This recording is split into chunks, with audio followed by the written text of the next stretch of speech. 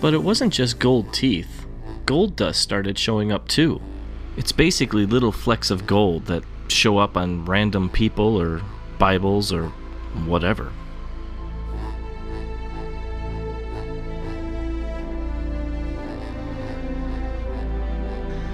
Or this guy, Joshua Mills.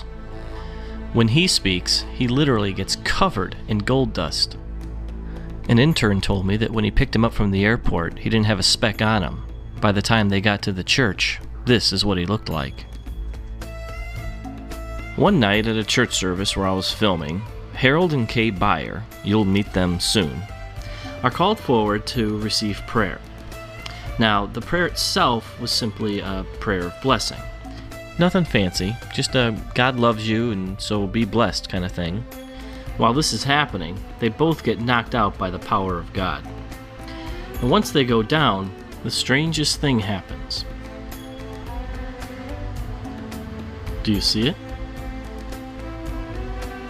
I didn't see it either, until the people around them started pointing. Then I saw it.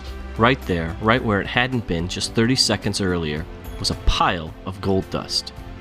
The whole scene was pretty amazing, but also kind of weird, because here we are all witnessing and it wasn't there a minute ago and now it is, a miracle, but we're also all craning our necks trying to catch a glimpse of a man's, well, you know.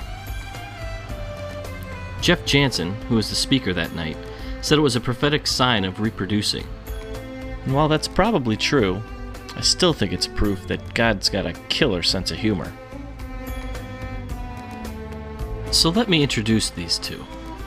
This is Harold and Kay Beyer, the sweetest Lutheran couple you ever want to meet. For the past 36 years, God's been giving them a gift that they never asked for, but are more than happy to receive.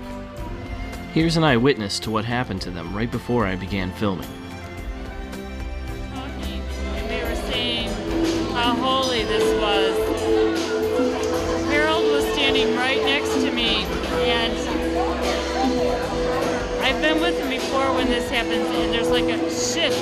You just feel this shift in the atmosphere, and it just spontaneously shows up in his hand. And it almost tosses him because he's so overcome by the power of God. So what is it that comes to them, quite literally out of thin air? This. Manna. That's right. The same manna God provided the Israelites when they were in the desert for 40 years. It either shows up in Harold's hands or in his Bible, always on the same page. Revelation 2:17. He who has an ear, let him hear what the Spirit says to the churches. To him who overcomes, I will give some of the hidden manna.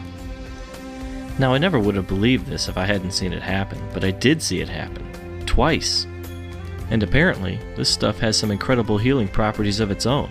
Which makes sense, seeing as it kept the Israelites healthy for 40 years, and this is pretty much all they ate.